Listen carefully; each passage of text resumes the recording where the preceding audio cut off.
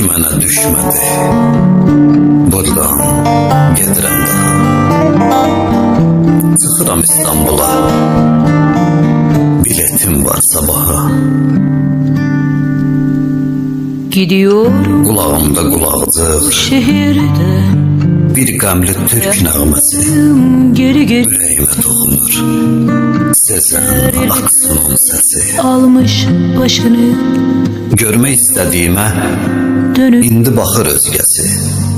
Deyin, gidiyorum yine deyin sırğa eləsin şehirde. qulağına gedirəm. Ayaklarım geri geri Buradakı şairlərin qələminə qırıram.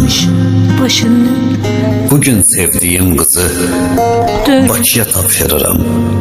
Sanki Ona yazdığım bütün şeirləri cırıram. ayakların o Sabah Nazim Hikmətin ocağına gedirəm.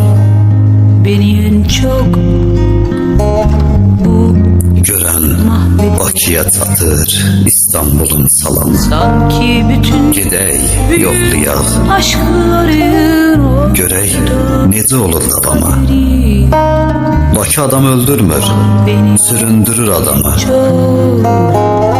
İndi də İstanbul'un kahrediyor. sınağına gedirəm. Ah beni Həyatdır, bilmək olmaz. beni Uşanaram zəhərə, işte ölüb edərəm, çıxmaram heç səhərə. Nasıl edeyim Tabutumu gətirin, doğulduğum şəhərə.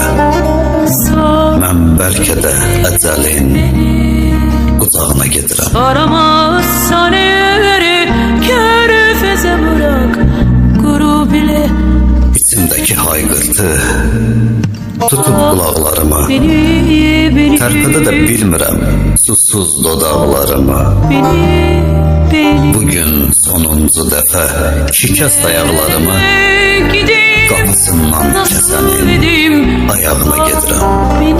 beni sar Gedib xəyanətinə şahid olub ölürəm. aramazsan Bakını tərk edirəm, İstanbul'a gedirəm.